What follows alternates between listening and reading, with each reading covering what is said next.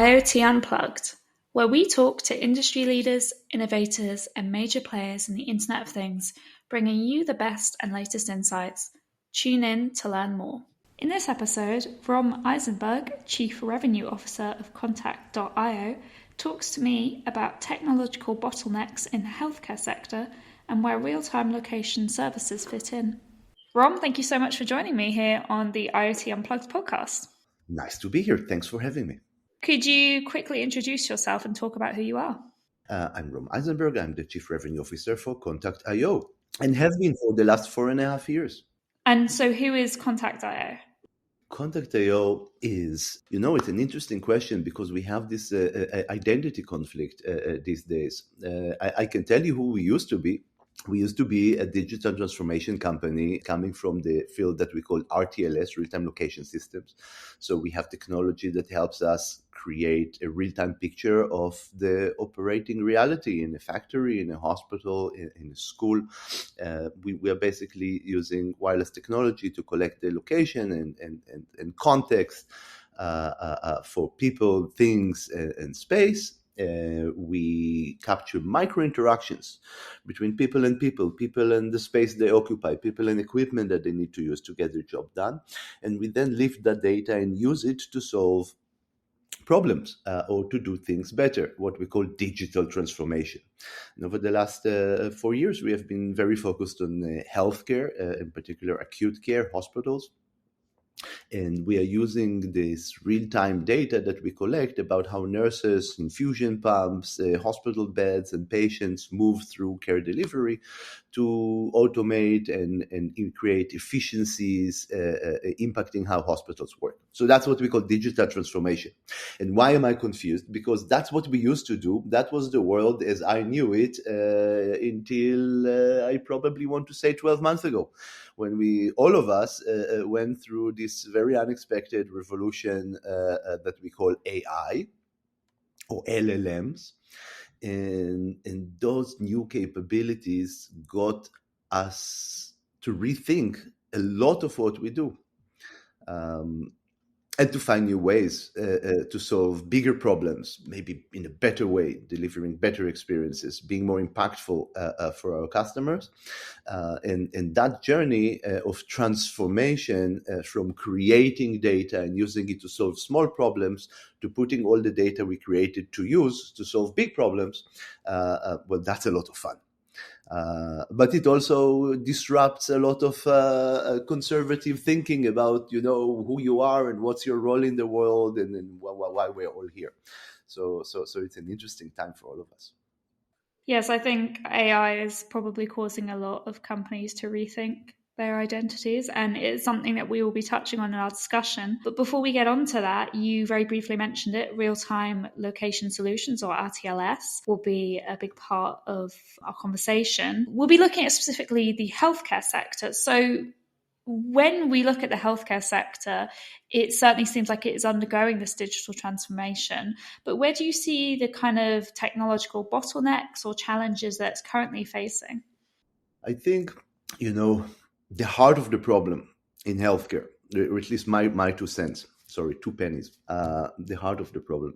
A typical health system operates one piece of software that is the home for all clinical data. Those are documentation systems that are extending into clinical workflow in some spaces, or some vendors do. And everything that is clinical data, your heartbeat, your blood pressure, the medicine you receive, the observations of nurses and doctors about your acuity, those are all recorded in an EMR or an EHR, an electronic health record system. The rest of the care delivery operation, so binding together hundreds or thousands of nurses and sanitation workers and transport operators, all of the other people that are not doctors that make up a hospital and help us move patients through care delivery. In that domain, a typical health system in America operates 500 software vendors. So one for clinical, 500 for everything else. And these 500 vendors create data that is by nature siloed. Each system solves a small point problem using a point solution approach. Its software creates data that is not well understood, that is not well transferable. And as a result, the clinical side of the house runs efficiently. The operation of delivering care is probably the most inefficient industry of them all today. It's part of not seeing major investments in technology infrastructure in healthcare over the past 20 or 30 years. It's a part of the nature of the beast. It's a very complex, maze-like universe, the hospital is. And a lot of this inefficiency I'm speaking about, a lot of the waste is really hiding in the seam lines between systems, between departments, between functions in the hospital, almost like little grains of sand in a joint. They create that extra friction that causing healthcare to be the number one industry in terms of prices increase or the cost increase over the past 30 years. At the same time, most hospitals in America operate between 2 and 4 EBITDA margin points. And that means that the smallest change in the macro environment, be it inflation, tariffs, COVID, where we saw nurses leave the workforce, creating an increase in labor costs, any macro variable that changes moves most of American hospitals to the brink of bankruptcy. American hospitals, most of them, I want to say about 92% are non-for-profits.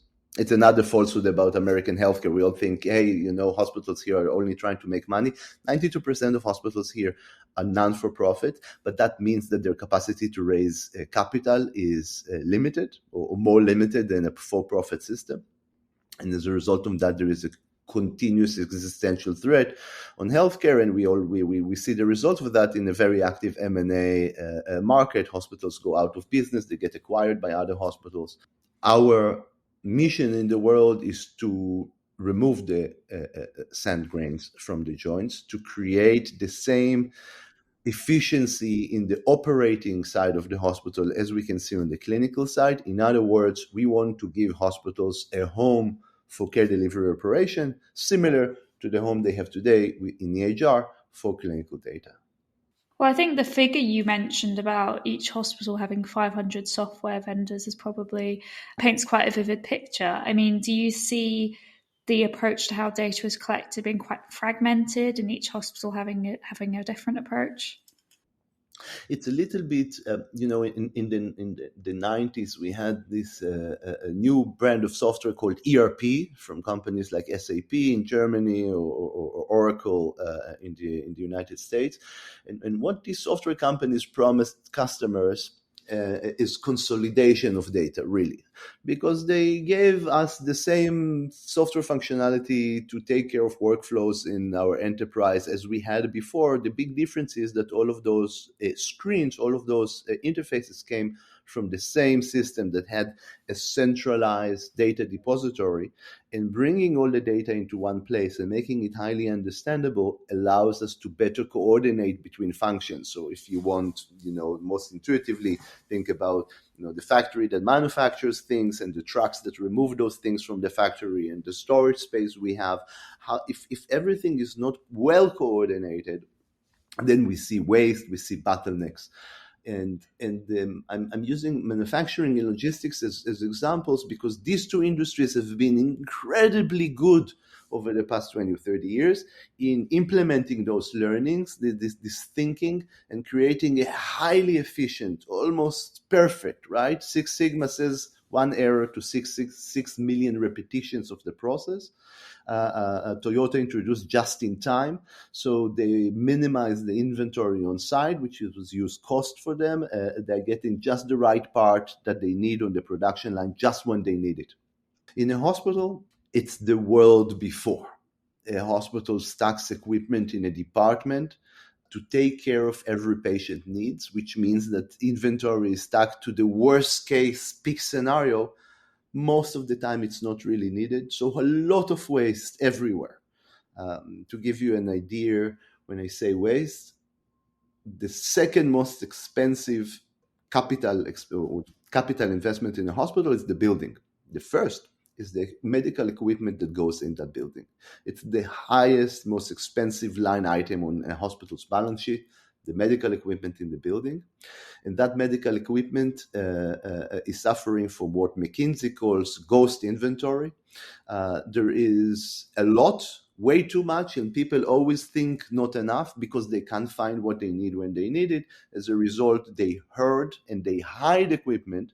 So a nurse that needs an infusion pump and can't find it in her department will go roaming the hospital. When she finds 3 infusion pumps, she is going to take 3, 1 for her patient, 2 she's going to hide in the department because they're hard to come by.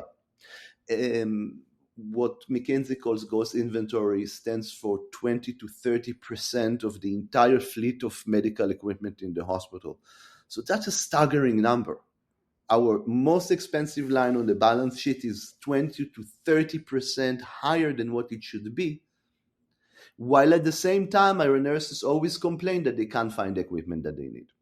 So think about FedEx's ability to pick up a parcel somewhere in battle-ridden Kiev in Ukraine and deliver it 24 hours later to Anchorage in Alaska, in the other side of the planet, working it every time and in an affordable price. Toyota's ability to sell us a brand new Corolla car for $10,000, and in front of that, a hospital reality where we pay $3,000 a night and the hospital is losing money, where we have long wait times, where we have burned down for staff because of a huge load of admin tasks that are not really necessary. Healthcare as an industry has been left behind when it comes to implementing technology to optimize operating efficiencies. And I feel that the market today is ready. I think that CFOs and COOs running health systems in America and around the world well understand that this trajectory needs to change. And it's an interesting moment in time because we are in a technological moment, starting with cloud that was introduced to our life 10 years ago, reduced a lot the costs of deploying technology, increased the velocity, and all the way to AI that is allowing us to take use of the data that we collected and solve bigger problems than we were able to solve using traditional computing before. So I think that's a really good segue into my next question, which is understanding what RTLS is and how it comes to play now that you've provided some background to the kinds of challenges that hospitals are facing. So could you talk about the technology? So the technology is pretty simple. We are, about 14 years ago, there was a fruit company out of San Francisco, Cupertino, that introduced a phone. And that phone had a GPS inside of it. So Apple is building the first phone with a GPS. And in the beginning, nobody understands what do we really need it for. And we have Google Maps. But it is the only app on our phone that uses it. 10 years later, we are finding dates using location services. We're getting our food delivered using location services. We find a taxi using location services. We call it Uber. So location services is a strong capability. In other words, understanding where the phone is or where the human is allows us to create a slew of new services that use that efficiency to connect us to each other. The satellite signal that makes GPS work doesn't penetrate buildings. It doesn't go through the roof. And as a result of that, the phone inside the building, we basically know your address, but we have no idea on which floor and which room you are and how you're moving. So we are not enjoying the same benefits that we have in the street inside of buildings. And if you're thinking about a phone that helps us locate people, then what about locating infusion pumps? Because nurses are looking for them. What about locating patients that maybe don't have phones because we want to understand their workflow and maybe to enable microbilling, all kinds of other capabilities. So we are looking for a technology that works like a GPS, is cheap, operates under a roof inside of a building, and allows us to create this new metadata layer that describes microinteractions, people to people, people to space, people to equipment, where everything is. Here is an example to where it's super valuable. Just there are thousands of examples. I'll give you one obvious one. In a typical hospital, a patient is seen by a doctor during doctor's rounds at, let's say, 9 a.m. in the morning. And you can imagine a situation where you are, after maybe 5 days in the hospital, the doctor comes in and tells you, Kenlin, what are you doing here? You look great. You're going home today. The doctors leave. You will call maybe your husband or your family member. You'll get picked up. And by 11 a.m., you left your hospital room. And you're happily making your way home. From the hospital's perspective, your room is still assigned to you. So it's not available as inventory, and we are rejecting new patients that are coming towards our hospital in an ambulance because we don't have space for them. Why is that? Because the nurse in the department, the nurse that took care of you, Caitlin, she has other priorities. She has 17 other patients in her department. She's taking care of them. She's not doing paperwork. And most nurses, what they will do is they will push the paperwork of completing your discharge workflow to the end of their shift. With the result, Caitlin's room, Caitlin is at home, the patient's room shows as occupied, though it's just empty, and it will become available in the afternoon. And that's a big hit for a hospital, because the highest demand we have for patient rooms in the hospital is in the morning. We want to absorb into the hospital patients that received first treatment during the night in the ED, and instead they only become available in the afternoon.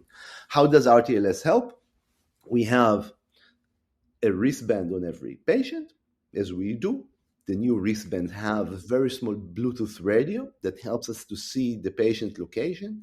We will see you, Caitlin, leaving your patient room in real time. We will see you taking the elevator. We will see you walking out the lobby through the doors and disappearing into the outside world. We will wait 10 minutes. We will go and look at the EHR system if there is a discharge or ready for discharge order floating.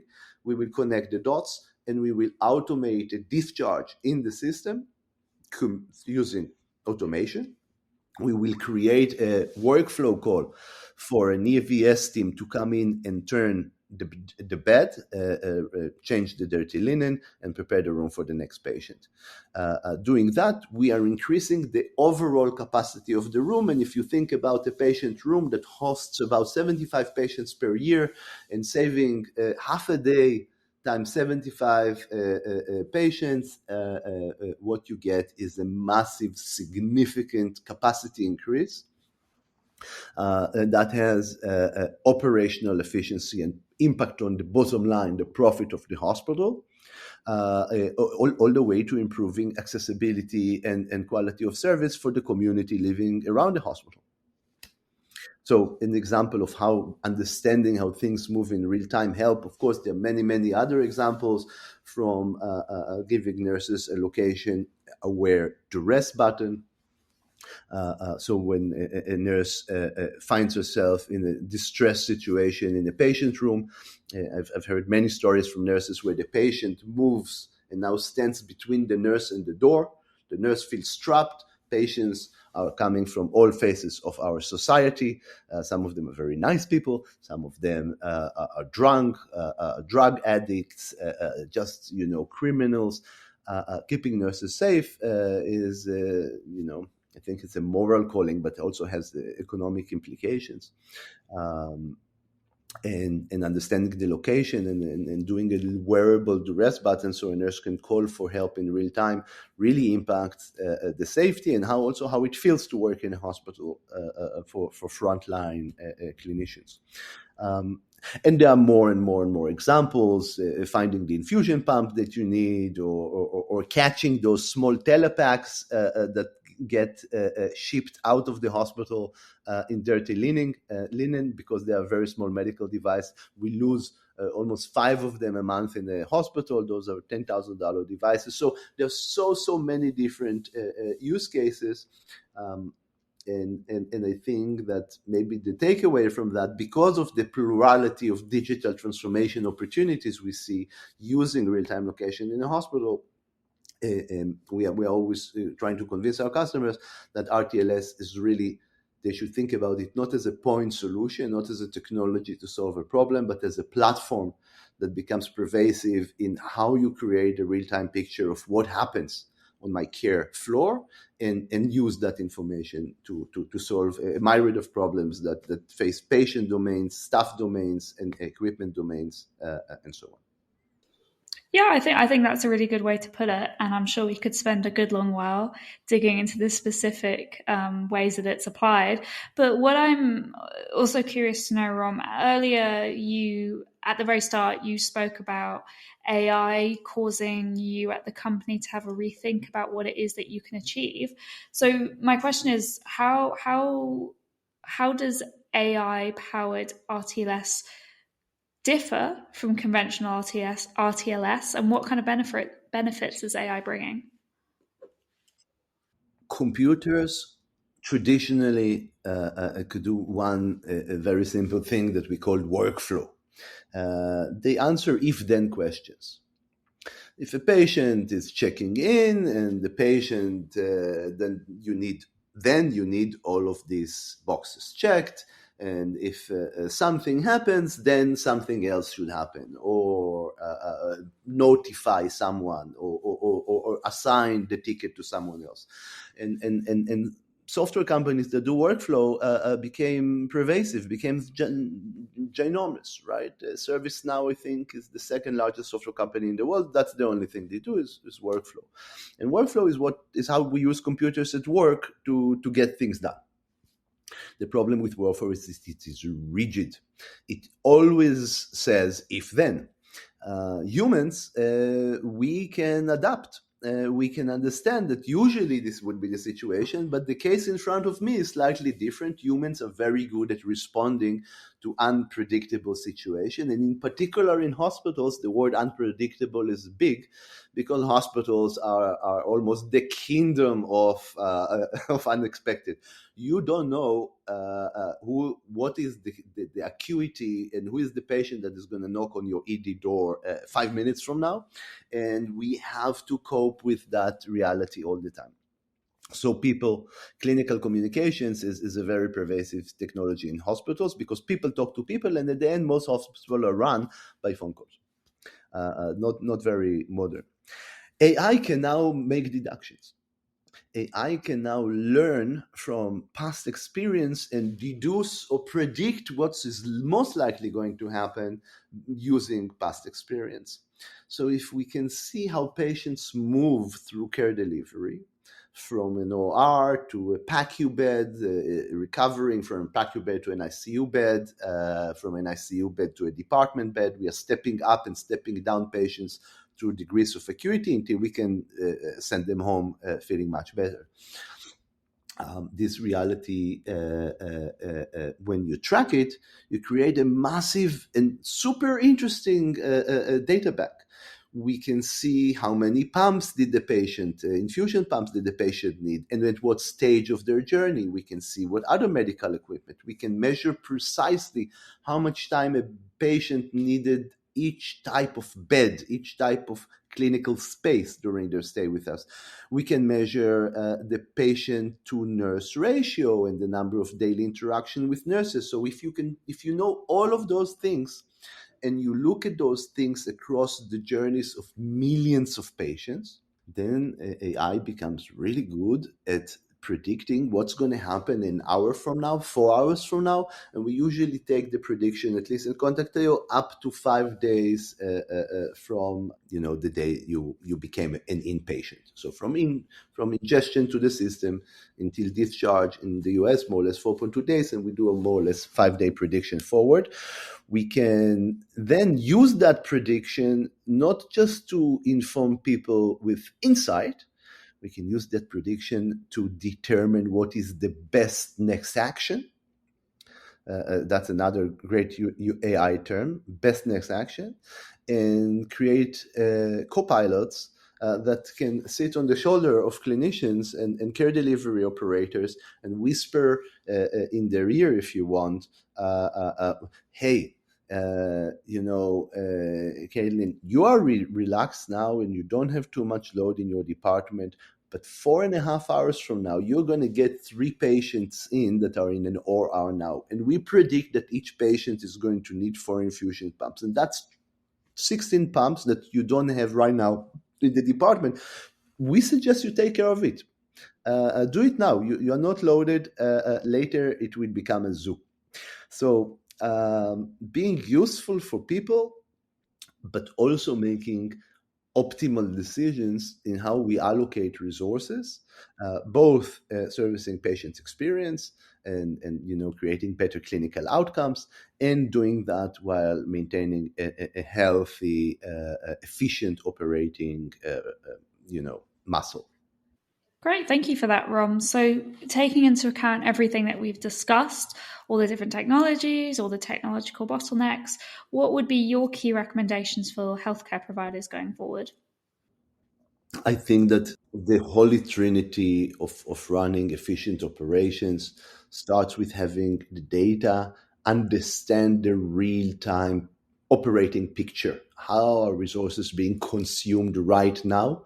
And I think that you will find that most health systems, most executives that we speak to, take that idea and make it their own, with a very strong notion around the quality of the data impacts the quality of the decision that is based on that data, and you want automation, and you want real time, and you want accuracy. The second domain is digital transformation. This is a very precise and specific set of use cases and applications that change how we do things and introduces technology and application interfaces into our workflows. And the third one, remember that we are in a transformative moment. Technology is moving much faster than a lot of people imagined. But by the way, I can't help myself. So I have to use this funny example. When ChatGPT launched 2 models ago, the talk was that it will take that software 10 years to cross the Turing test. So it will be impossible to differentiate, have we talked to a human or to a computer. The prediction was a 10-year technology vector until we passed the test. ChatGPT passed the Turing test 7 months later. So I want to say people always underestimate the effort it takes to get to the next close release and overestimate the time that it takes to the next big leap. When you are looking at technology, or if you are buying technology in a health system that creates data, that digitally transforms use cases, you must already today start to ask useful questions about how the system lends itself to a world where computers can make useful decisions, can provide recommendations, can optimize and learn. And that drags down to also very particular technological domains. CIOs will ask, is this running in the cloud? Because it's very complicated and expensive to create AI processing on premise. Those are new chipsets, the new computing architectures that usually don't exist in on-premise hospital data centers. So there are practical questions around, cloud computing. How is what I'm buying today lends itself to the world in 5 or 10 years, which we think might happen 2 years from now, maybe faster than we think. Well, it's certainly something to keep in mind, the pace at which technology is evolving. So thank you for taking the time to talk with me, Rom. I really appreciate it. Hey, it was a lot of fun. Thanks for having me.